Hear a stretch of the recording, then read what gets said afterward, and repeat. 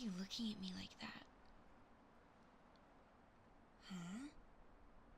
What do you mean, what am I doing here? Can't someone sit alone and watch the snowflakes drift by? Well, yes, it is cold outside. But I'm used to it. This isn't my first winter. What do I find so interesting about the snow falling from the sky? Why do you want to know, human? Don't you have somewhere to be? Pfft, figures. Just my luck that I stumble across a human with nothing better to do. Nothing. I said I don't have to tell you why I'm out here in the cold watching snowflakes. It's none of your business. Rude? Whatever. I'm not used to humans. To people. I guess I'm what you would call a feral cat. Is it really a surprise that I'm not nice and friendly like your typical house cat? Ready to do your nefarious bidding and make polite conversation at a moment's notice? Where do I live? Over there. In the forest. What? What do you mean cats are not supposed to live in the forest? I'm plenty capable of fending for myself. I can catch fish in the stream when it isn't frozen, and I can hunt woodland critters, and I can climb up the trees to forage for fruits, if the tree isn't very high. Is it really a surprise my kind can eat fruits? Wasn't there a book by one of your human authors that had a cat which turned vegetarian? There are stranger things in the world, you know. Get over it. Why should you get to hoard all the veggies? Of course I can read. I'm not an animal. Now who's being rude? Well, yes, it is exactly as you pictured it. I live in a big, cozy cave with a bunch of books nestled in neat little shelves that I carved into the cave wall using my claws. And I also have a television set, and warm blankets and multicolored wool to play with. And a scratch-resistant phone because the cellular reception in the middle of the woods it's just breathtaking, honestly.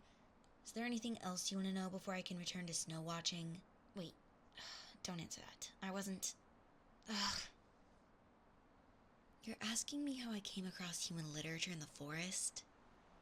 I shouldn't. I shouldn't have to tell you, human. Why can't you just go on your way to a warm fireplace with hot chocolate and cookies and family photos and all those things? Why must you keep pestering me in this weather?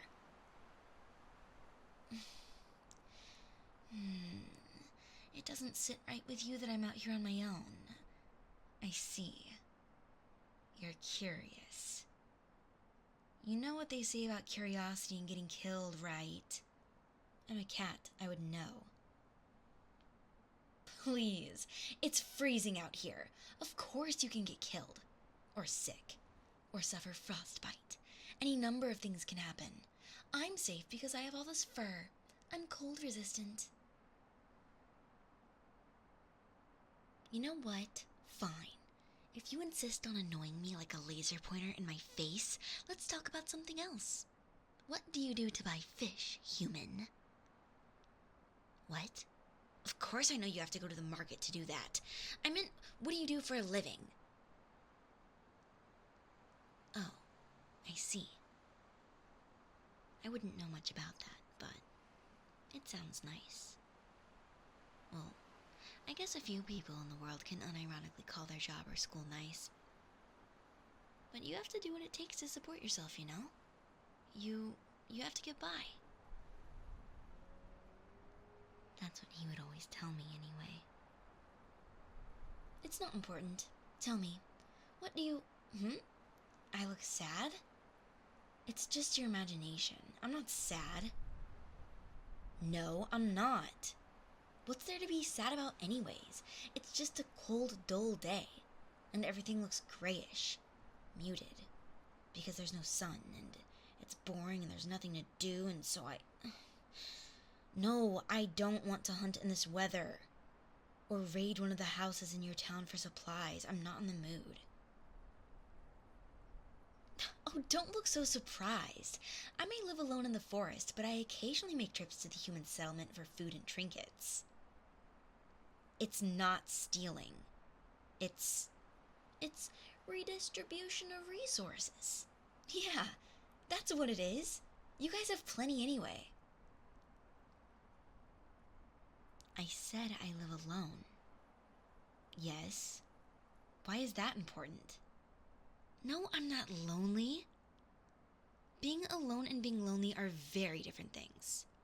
Cats are solitary creatures. Both ordinary cats and... what does your kind call us again? Neckos? Something cute like that? It doesn't matter. Point is, I like being alone. I'm fine with that. I wish you would leave me alone. I guess I could just scamper back into the woods myself, but... I don't feel like doing that. I don't feel like doing anything. This weather, it makes me numb.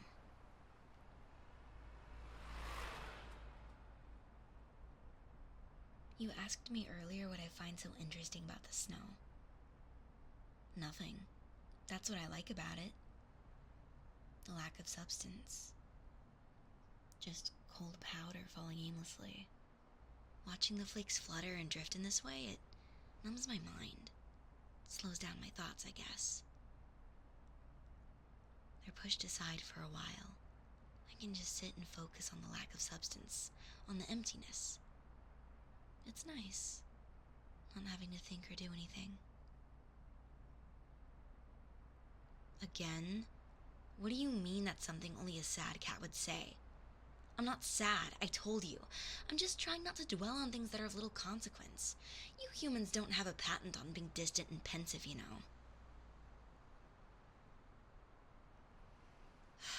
You just don't give up, do you? You're so stubborn, it's irritating. I know things and I read books because my dad thought it would do me good. He was like you. Didn't know when to stop talking. He was stubborn and annoying and smiled way too often and talked until my pointy ears felt like curling in on themselves and he was nice. He was nice. Human, you have a strange look on your face. It's like you finally had enough to buy this stuffed bear that you'd always wanted, but then you ran to the market and they said that they had already sold all the bears and they didn't know when it would be back. What is it? Yes, I suppose that was oddly specific. I don't know why I said that. And you're quite perceptive for a human. You're right. My dad isn't with me anymore. He's gone. He's not dead. He's still alive, I think. Since I pawed open the can of fish, I might as well finish it, right?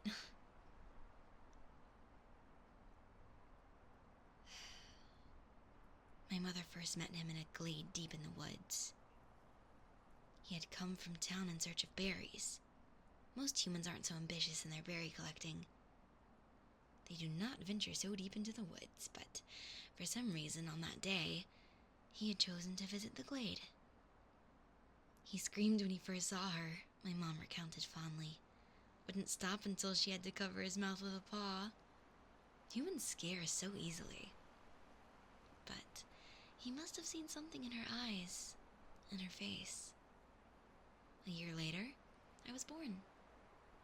I remember him being gentle, soft. He talked a lot, but never yelled. He would hold me close and stroke my fur and scratch behind my ears. That always made me giggle when I was a kitten. And when my mother returned to the cave, his face would light up on seeing her like the sky at dawn.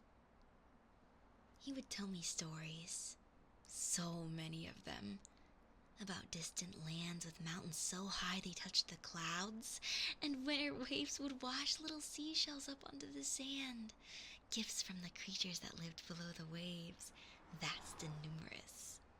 And you could squint and follow the sea and sky, follow them as far as the horizon where blue met blue. And every winter, the clouds would blanket our forest and the town beyond with snow. So much of it. My dad would sometimes leave the forest to visit his old home, and he would return with picture books.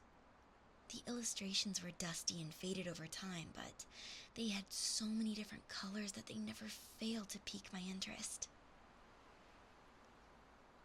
There was one of a stout man with a really long white beard who just couldn't stop smiling, and he had the biggest pile of presents ever on his back. My dad told me his name was Santa Claus. Claus? I asked, showing him mine. These things were not as sharp back then. He just chuckled and said no, the other Claus. Apparently, he would travel all over the world in a sleigh that was drawn by reindeers in the sky. And on the night before this human holiday called Christmas, he would sneak into your house through the chimney and leave a present from his giant pile in the fireplace. Something you wanted from the bottom of your heart. Christmas was about gifts and getting together with your family. He would smile at me as he finished, and I would smile back, and then his eyes would glaze over for a moment. One day, he went out on one of his visits to town. He said he would be back by evening, and as he hugged me, I thought there was something wet on his face, just below the forehead. I didn't know what it was. When he stood up, however, his eyes were as happy and full of life as ever. I waited in the cave for him to return, busying myself with the picture books as my mother preened me. I waited and waited. It got dark, and the stars were now visible, but he didn't come back. My mother got worried, and she left the cave to go look for him. She said she'd return quickly. I tossed and turned in my blankets, trying to sleep.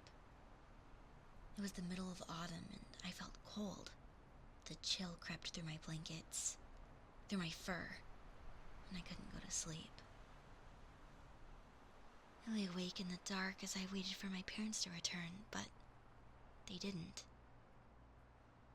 In the early hours of the morning, my mother finally came back. And she had this look on her face that I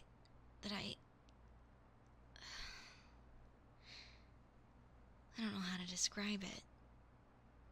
I don't think anyone should look like that. I asked her about Father, and then she hugged me. This time I was sure about the wetness that appears just below the forehead on a person's face. As she held me in her arms, slowly brushing my hair and fur with her claws, she said Dad was safe and happy, and he loved me very much, but he wasn't coming back. I couldn't understand, but she wouldn't say anything further, no matter how much I persisted. I kept waiting, and she was right. He never did come back to me and Mother. Human, you have that strange look on your face again. Could you please stop looking like that? It reminds me of her. What happened after that? Well, what else? Life went on, same as always. My claws and teeth grew sharper. I grew faster, and I could hunt small animals now. I often lurked near the stream, trying to catch fish that swam too close to the banks. It was difficult at first, but my mom showed me how to wait, and how to decide the right time to pounce. I'm grateful to my mother. She taught me everything I needed in order to survive. I loved her. The cave felt like home with her in it. She left me in the December of the following year. It was a snowy day, just like today. We don't live for very long out here in the wild. I kind of always knew that, but I wasn't ready to say goodbye. I think, in the end, grief was part of what took her away from me. But as she slept, never to wake up again, I thought she looked peaceful. Her last dream had to be a happy one, right? Right, human?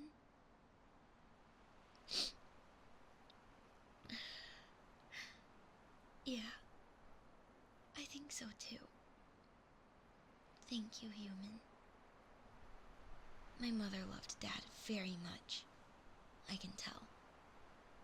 But after he left, she didn't talk about him often. When I brought him up, she would get sad.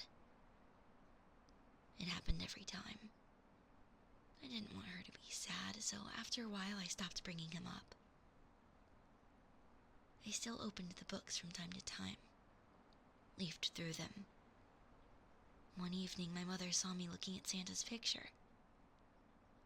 She put me on her lap and nuzzled me and told me that a long time ago, Santa used to live with the humans in the town outside the forest.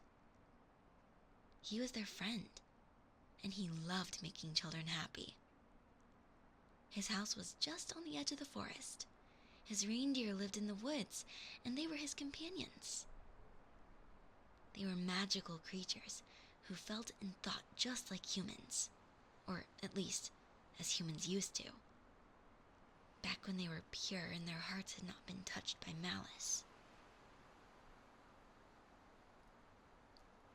With time, the humans grew greedy and violent and cruel. They started hurting each other. The same children who had once played with him and laughed with him had now grown up. They left their childhood dreams behind, and in time, they forgot about him. In time, everyone forgot about him. Santa was sad, but he knew there was nothing he could do. He retreated into his house and rarely ventured outside. Then, one day, the humans entered into the woods behind his home. Seeing the beautiful reindeer through the trees, they wondered how nice it would be to have their heads with those great and intricate antlers on display as trophies. The reindeer begged them to stop, but greed is death. They chased the creatures through the woods until finally they managed to hunt down and kill one of them. In that moment, my mother said as I listened intently, that a great sorrow washed over these woods. The remaining reindeer gathered mournfully and began to cry. It was such a poignant display that it made Santa himself come to that spot. Seeing what had happened, he turned towards the humans.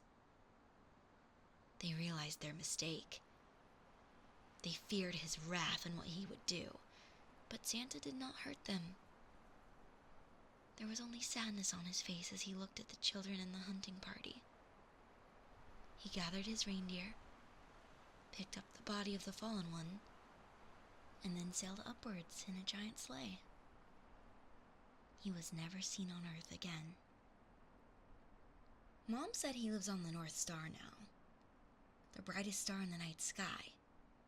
You can see it clearly from the glade, and once a year, he descends to Earth to answer the wishes of children, carrying with him gifts and presents. But he only heeds the wishes of humans, not cats. I didn't believe my mother. I went out of the cave every night after that, for a month, searching for the North Star. I would look up at it alone in the glade, when the whole forest felt empty, wishing for my family to be together again, to be whole again.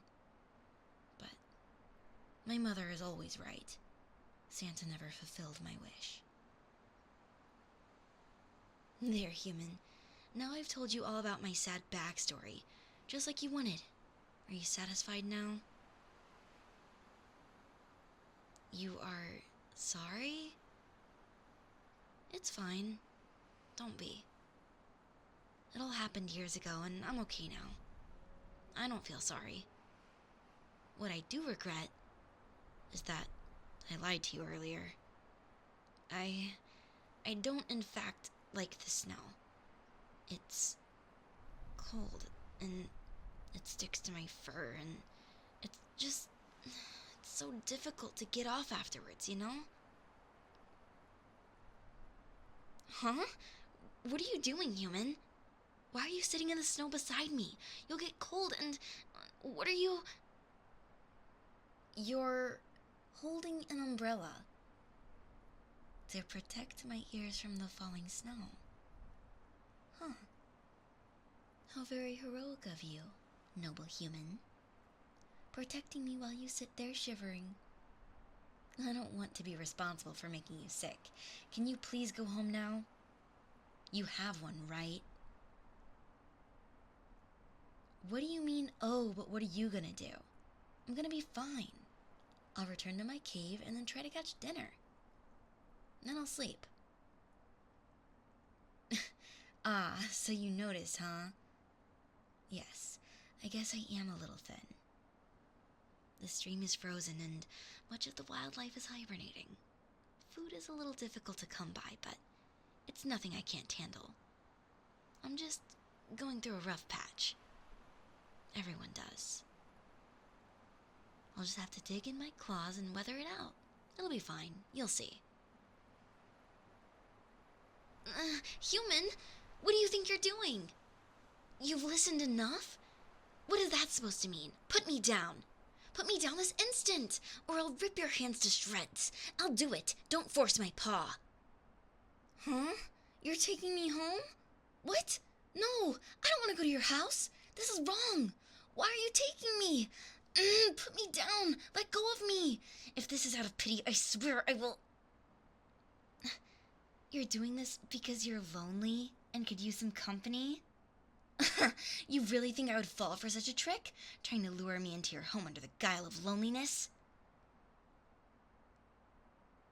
Take care of me? Human, I've been surviving on my own for years. I don't need you to take care of me. Please, just... You won't listen? You're saying you don't care that my claws are hurting you, and that I'm heavier than you expected. Wait a minute, how dare you? You'll still carry me to your house? Because you can't leave me alone in the cold? I don't understand.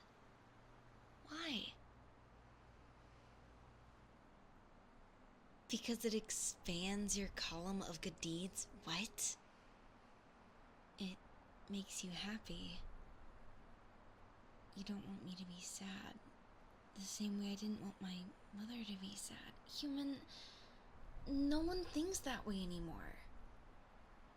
Return to your life. Please. Just let me go.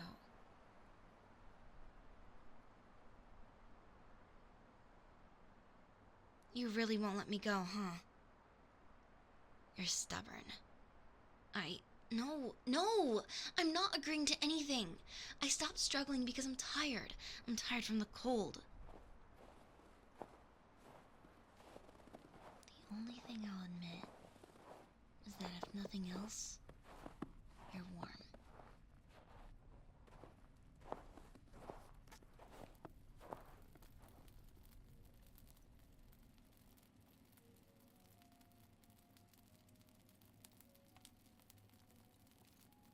You know, human, instead of all that, I'm just doing a good deed and, oh, I'm so lonely and I want you to be with me, stuff you pulled back there.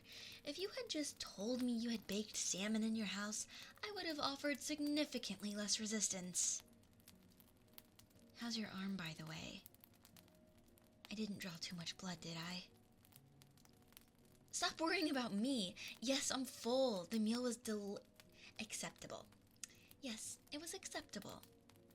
You have my thanks. I'm not cold anymore. Your living room feels cozy. I can curl up on the rug by the fire tonight and then... Oh? You have a spare bedroom? Okay then, I guess. I can rip your pillows and blankets to shreds if you're really that keen about making me feel comfortable. Fine, human. I'll sleep on the bed tonight, and in the morning I'll return to my dwelling in the woods. You're still on about that? Human, I am not a pet. You cannot adopt me. I don't belong in a house. I'm only staying here because of reasons, but come morning, I'll be gone. Well, I know most of my kind lives in human towns and cities, but I've spent my entire life in the forest. I'm not used to all of this. No, I'm not talking about just the furniture and warm water and readily available food. I'm also not used to...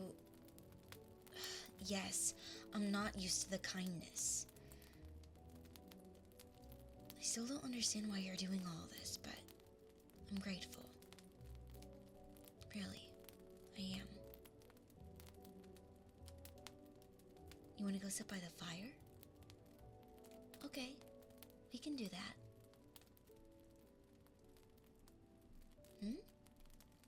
I suppose I am watching the flames rather intently. They're interesting to look at. So many shapes. Do you beg to differ, human? What? My ears don't move on their own. Stop changing the subject. They're twitching right now because I'm gathering sound waves. You know, in case all of this was some elaborate trap, and an attacker leaps out from somewhere. Human, you can't blame me for being on edge after you unceremoniously picked me up back there. The stunts you pull, I swear. You want me to stop calling you human? What should I call you then? Okay. I can do that. You have a nice name. It sounds kind. Like you. Do I have a name? Well, names don't really matter out there in the forest, but my dad, he did name me after I was born, but I don't really go by it anymore. Hey, no, it's not a cute name for a cat girl. Why? Because it sounds like what a normal cat would say. That's so stereotypical of you. I'm only leaning into you because I'm getting sleepy, and your shoulder looked comfortable. Yes, you can drape your arm around me. This is nice.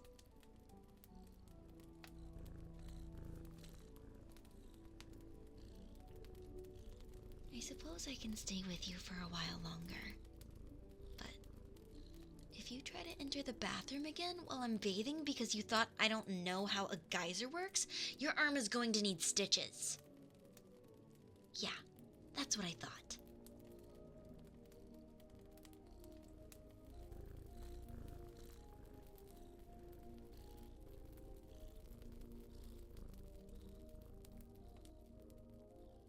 Hey, you think Santa will see us when he comes down your chimney? You don't care? Why? Because he already gave you your Christmas gift?